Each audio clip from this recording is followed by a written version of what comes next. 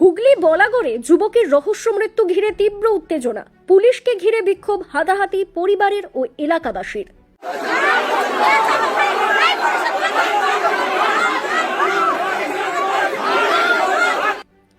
রহস্য মৃত্যুকে কেন্দ্র করে উত্তেজনা ছড়ালো হুগলির বলাগড় থানার ক্ষত্রিয়নগর খালপাড় এলাকায়। শুক্রবার ভোরে বলাগড় রেল স্টেশনের শেষ প্রান্তের ধারের রেল লাইনের পাশে উদ্ধার হয় ২৬ বছরের শেখ আসাদুল মণ্ডলের মৃতদেহ। এরপরই থানার বিরুদ্ধে ক্ষোভ উগরে দেন পরিবারের সদস্যরা। পুলিশ সূত্রে জানা গেছে, রাতে মদ্যপ অবস্থায় এলাকা থেকেই টহলরত পুলিশ শেখ আসাদুল মণ্ডলকে থানায় নিয়ে যায়। যুবকের জামাইবাবুর দাবি, রাত 2:53 তাকে ফোনে বিষয়টি জানান আসাদুল।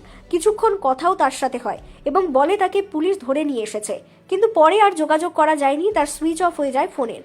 এরপরেই শুক্রবার ভোরেই রেল লাইনের ধারে যুবকের দেহ পড়ে থাকতে দেখেন রেল কর্মীরা। খবর পেয়ে রেল পুলিশ দেহ উদ্ধার করে ময়না তদন্তে পাঠায়। এ ঘটনা ছড়িয়ে পড়তে এলাকায় চাঞ্চল্য শুরু হয়। ক্ষুব্ধ এলাকাবাসী ও পরিবার বলাগড় থানায় জমায়েত হয়ে পুলিশকে ঘিরে বিক্ষোভ দেখাতে শুরু করেন। পরিবারের সদস্যদের সঙ্গে পুলিশের হাতাহাতি শুরু হয়। ভেঙে দেওয়া হয় থানার সিসিটিভি এবং কাচের দরজা। শেষমেশ বিক্ষোভ সামলাতে ঘটনাস্থলে নিয়ে আসা হয় বিরাট পুলিশ বাহিনী। ঘটনাস্থলে আসে হুগলি গ্রামীণ পুলিশের উচ্চপদস্থ আধিকারিকরা। প্রায় ঘন্টা দুয়েক ধরে চলা এই বিক্ষোভ শেষমেশ পুলিশি মধ্যস্থতায় বিক্ষোভ ওঠে। পরিবারের অভিযোগ, ছেলেকে বিনা কারণে রাতে থানায় তুলে নিয়ে আসা হয়, তার গাড়িও নিয়ে নেওয়া হয়। তারপর ভোরবেলায় তার দেহ রেল লাইনে পাওয়া যায়। ছেড়ে দেওয়ার পরেও পরিবারকে কেন জানানো হলো না, তা নিয়ে প্রশ্ন তুলেছেন পরিবার। অন্যদিকে পুলিশের দাবি, মদ্যপ অবস্থায় তাকে রাতে থানায় আনা হয়েছিল। আইনি প্রক্রিয়া মেনেই জিজ্ঞাসাবাদ শেষে রাতেই ছেড়ে দেওয়া হয়। মৃত্যুর সঙ্গে পুলিশের কোনো যোগ নেই। যুবকের মৃত্যু ঘিরে ধোঁয়াশা আরও ঘনীভূত হয়েছে। ঘটনার তদন্তে নেমেছে রেল পুলিশ ও জেলা পুলিশ প্রশাসন। মৃত যুবক এলাকায় বেশ ভালো ছেলে হিসেবে পরিচিত ছিল। তার মৃত্যুতে এলাকায় শোকের ছায়া। এলাকাবাসীর দাবি, সঠিক তদন্তের মাধ্যমে মৃত্যুর প্রকৃত কারণ সামনে আনতে হবে। কালকে রাত্রিবেলা আমাকে ফোন করে কে সাহেব, আমার শালা হয়, আমাকে রাত্রিবেলা ফোন করে, তখন প্রায় 3টে বাজে, 3:30 বাজে। দিয়ে আমাকে ফোনটা করে বললো যে এরকম আমাকে তুলে নিয়ে এসছে বলাগড় থানা থেকে আমাকে তুলে নিয়ে এসছে, তো তুমি একটু কাউকে ফোন করো, দিয়ে ছেড়ে দিতে বলো। আমাকে মেসেজও করেছে, সে আমার কাছে হোয়াটসঅ্যাপে রয়েছে, মেসেজ রয়েছে, ঠিক আছে, যে আমাকে একটু ছেড়ে দিতে বলো। আমি থানায় ফোন করলাম, দিয়ে তোমার চন্দন বলে একজন আছে, চন্দন দাকে আমাদের সাথে রয়েছে, সিভিক না মোহরি, চন্দন দাকে ফোন করলাম, বলছে না ওরকমভাবে ছাড়া যাবে না, টাকা না দিলে ছাড়া যাবে না। আর দেখো ওর কাছে অনেক টাকা রয়েছে, ঠিক আছে, ওকে বলো কিছু টাকা দিয়ে ছেড়ে দিতে। ও কি করতো তোমার শালা? প্রোমোটারি কাজ করতো।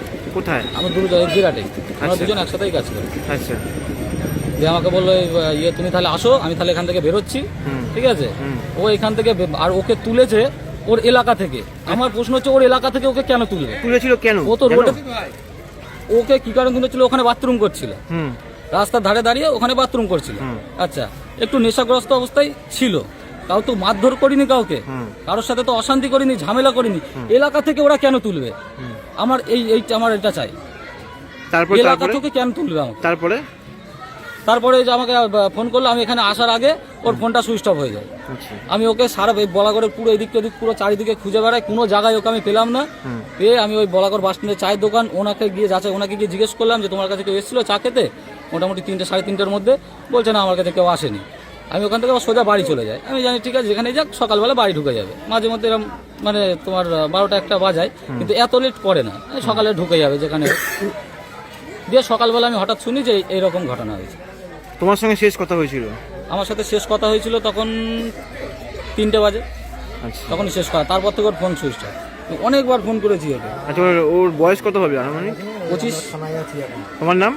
আমার নাম শেখ রাজু। কে হও তুমি? আমি আর বোন।